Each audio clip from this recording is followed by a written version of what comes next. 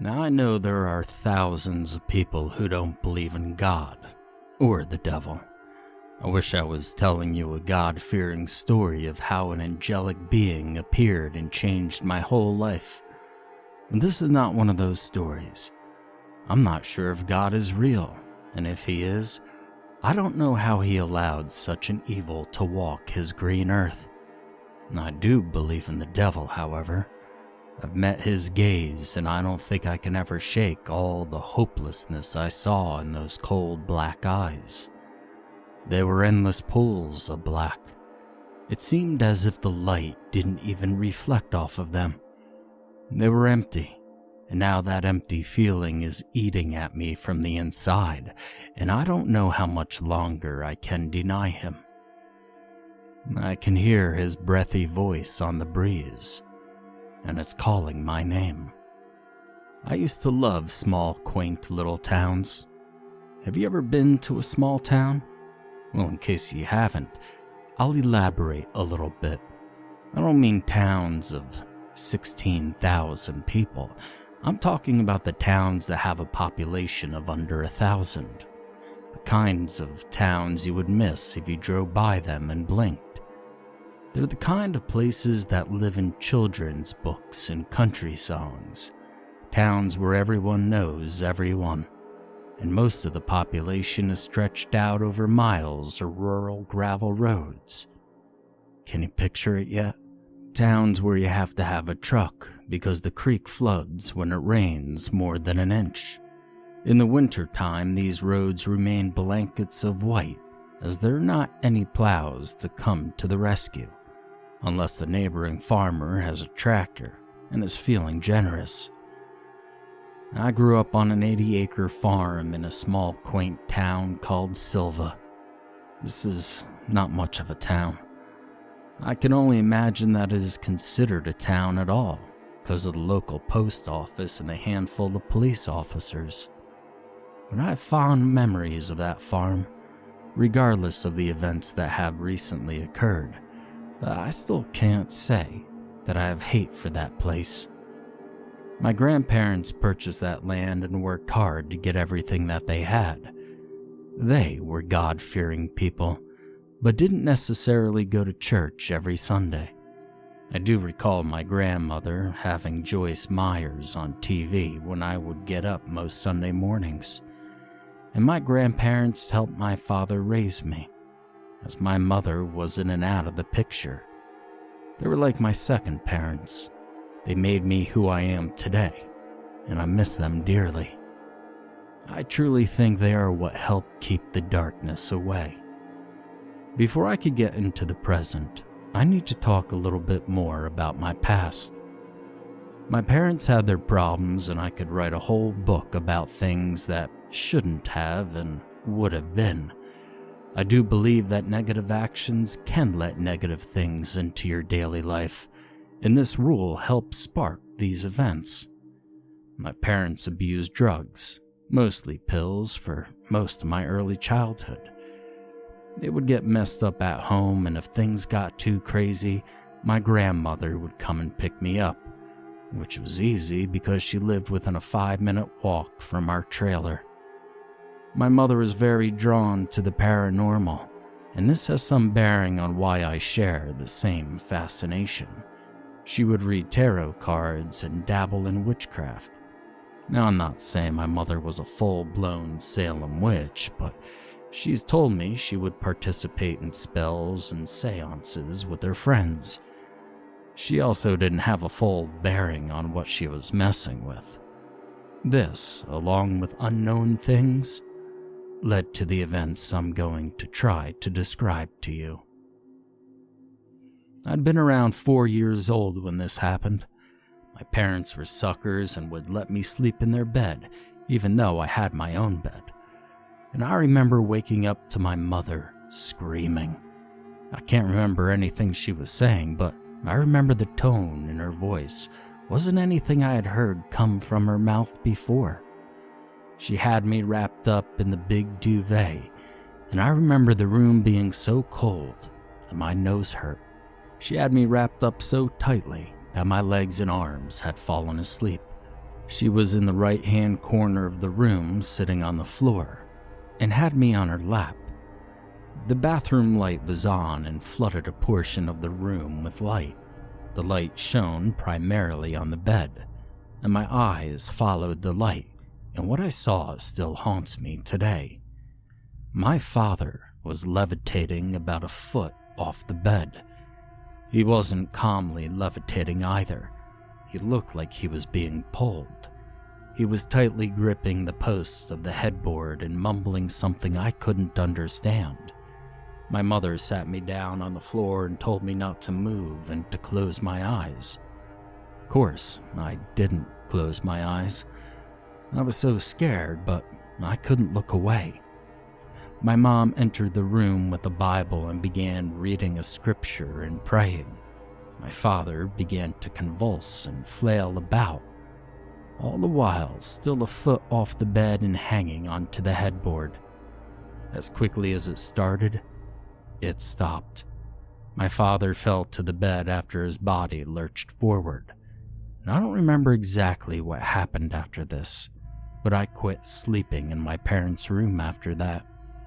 As an adult, my mother has told me that she saw it leave. She had called my grandmother when she went to get the Bible. She said it was a very dark shadow. It shot off my father's feet and slithered out of the cracked window in the bedroom the moment my grandmother walked into the house. This ties into the story later. The paranormal has always been a part of my life. Supernatural doesn't scare me anymore. It'll surprise me from time to time, sure, but I won't allow it to scare me. However, the thing that I've recently encountered scares me. I could feel it in my bones, and it's nothing that I have ever felt. After my grandparents passed away, my father and I inherited the 80-acre farm, along with everything else that they owned. I came down from the city to help my father go over paperwork and get all the affairs in order the day I got the news that my grandmother was gone. It was a happy and a sad evening. We stayed in the house that night. We laughed and cried, and we told stories about the good old days. And the house didn't feel eerie at all.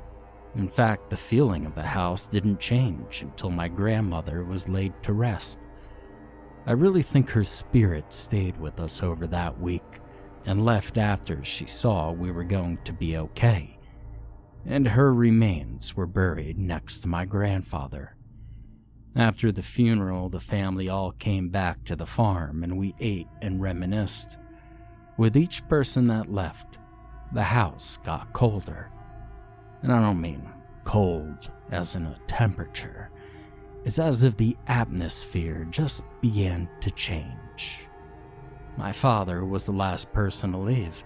He helped me clean up, and as he was leaving, offered for me to stay at his house.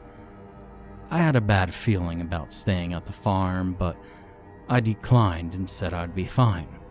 He stood there and looked like he wanted to say something to persuade me to leave with him, but he didn't. I walked him out to his truck and waved goodbye to him. I stood in the opening of the garage door and I lit a cigarette. I hadn't smoked for years, but this week had earned me a few smokes. The floodlights were drawing what seemed like a million bugs to the area I was standing in. I swatted a swarm of bugs out of my face and went into the garage and flipped off the light. It was so dark. Now, if you've never been in a rural area at night, oh man, you are missing out. You could see stars you didn't even know existed. And I feel like I can actually see entire galaxies out there. But when I turned the light off this time, I didn't feel so adventurous. I felt scared. And I questioned myself. Why are you scared? I mean, you grew up here. You've been in this yard when it's dark too many times to count. But there was an uneasy feeling in the air. I flicked my cigarette out onto the gravel driveway, and right as I hit the button to close the garage door, I heard a scrambling sound on the tin roof of the garage. I hurriedly opened the door that led into the living room, and I locked the door behind me. As the garage door was closing, I saw a glimpse of what looked like something's legs. I closed all the blinds and triple-checked that every door and window was locked. I went to the interior pantry and grabbed one of Grandfather's shotguns, and I grabbed a handful of shells from the shelf. I loaded the gun, sat down on the couch, and I listened. I was holding my breath to see if I could hear anything, and I didn't hear anything at first. Then I heard a thump on the roof, and then footsteps. I felt my eyes welling up with tears of fear and anger. Then I heard a scratching sound, and it sounded like sporadic claws being dragged along the siding and roof of the house. I even heard a sharp squeal of what sounded like something metal and sharp being ran across the windows of the living room. I felt a tear slide down my face. I wanted to call my father, but I didn't want him to be in danger. I didn't know who or what was out there. The cops wouldn't get here for a while, and they'll probably tell me I'd been in the city for too long, and that it was just the sounds of the country. Now, I don't really know what happened at this point, but I woke up on the couch around 6:30 a.m. The sun was shining through the crack in the blinds, but the house still felt heavy. I unloaded the shotgun and put it back into the pantry. I grabbed my keys, and I hesitated a little when I went to the garage door opener. The door mechanically squealed open, and I cautiously walked outside. I fumbled for my pack of cigarettes and lit one, and walked out into the sunlight. I walked to the side of the garage to get into my car, when I noticed a strange set of prints on the ground. Now, I still really don't know how to describe them. It kind of looked like hooves, but that would be impossible. I then decided it had to be a large cat, and the dry ground had distorted the tracks, and that had to be what was messing with me the prior evening. I went to my father's house, and I didn't mention anything that had happened. We still had a lot of things to take care of around the farm. The fields need to be plowed, and most of the items in the house were going to need to be packed up. So he rode back to the farm with me. When we got back to the house, I saw something laying in the driveway. I stopped a few feet away from what it was in the driveway, and my father got out first. It was a lamb. A mutilated lamb. My father looked it over and then went to the garage and grabbed a trash bag. "It looks like a stray dog chased this guy from someone else's property," he said while shaking his head. I knew no one kept sheep near us, and our land didn't border anyone else's land. But I know my father was just trying to justify the clearly odd situation. We worked around the house, and we were about halfway through packing and cleaning. We both flopped down at the kitchen table and started to chat. And I glanced out the window and didn't realize how dark it had gotten. I mentioned that we should head back to his house. He looked at me, puzzled, and asked why I wasn't staying at the farm, and I stumbled over my words. And then he said, "That's a little spooky out here by yourself, huh?" He chuckled. We started to my car and loaded a few small boxes in my car that belonged to my father. He was going to take it home. There was rustling in the overgrown hay in the fields, and it was close. I told my dad to get into the car. He shrugged and opened the passenger door, and I looked out into the dark field, and I saw a figure standing in the tall hay. Now I'm 5'10", and the hay was a little over my waist. The hay hit the figure in the field at about the knees. Even though it was dark, I could tell their head was off to one side. It was like they were tilting their head like a dog does when they hear a high-pitched sound. The figure was very thin and had something on its head. I just couldn't figure out what it was. And my father started to get out of the car, but I locked the doors and slammed my foot on the accelerator. Gravel hit the still open garage and a cloud of dust trailed behind the car. My father was screaming at me, asking me what I was doing. I looked out my car window and saw that the hay was swaying behind the car in the field next to us. That thing was chasing us. I could see that in the moonlight it had horns, but not like our local deer. No, I couldn't place them. I turned my eyes away and my father was staring out of the passenger window. He tapped me and turned my gaze to the right. Out in the woods that met the fields, there were sets of eyes. I don't mean 2 or 3. I would have to say 60 or more. I can't be sure, it looked like hundreds, but I'm sure that would be an exaggerated amount. My father didn't speak until we were in the house with the door locked. After speaking about what it could be, we decided it had to be deer that was running by us, that the eyes just must have been a trick of the moonlight. Now that next day, my father and I reluctantly headed back to the farm. The tension in the air was almost tangible. After working on packing, my father and I sat out on the back porch and looked across the golden fields. "Let's take a walk," he said. I unwillingly dragged myself from my seat on the porch. I told him to hold on and ran inside to grab my boots. I didn't want to take a chance in flip-flops in the field that had old, rusty farm equipment laying around. And we started to head back to the entrance of the fields that all of the outbuildings were on. As we were walking through the fields again, talking about my grandparents, we caught a whiff of something rancid.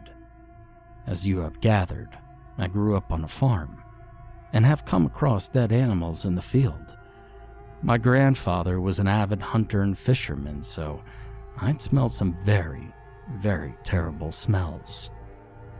This wasn't anything like I'd ever experienced before. It smelled like rot, blood, trash, and sewer all mixed together. I started to gag and my father put his hand over his mouth, but soon followed my reaction. We walked towards that smell, and we were standing on an open, relatively flat piece of land. And then my boots hit something metal under where we were standing, and it made a hollow ping sound. My father looked down, and then he looked at me with a perplexed look on his face. We kicked away the cut hay that had been laid over the area. It revealed a large square metal plate. "Pa, you ever seen this before?" I questioned. My father didn't say anything, he just shook his head. We stupidly decided to move the metal plate because, it was a good idea, right? When we did, there was an incredibly deep, round hole, almost like a well. It was dark even in the still, bright afternoon sun. The horrid smell was the first thing that hit us. It was like a forceful wind of putrid air. My father and I just peered down the hole. Then we heard a chuckle. It echoed from the hole, and I started to back up when I saw something in the darkness. Then we heard a scrambling sound like something was gonna come out of the hole. We started to run, but we stopped, entranced by what was happening.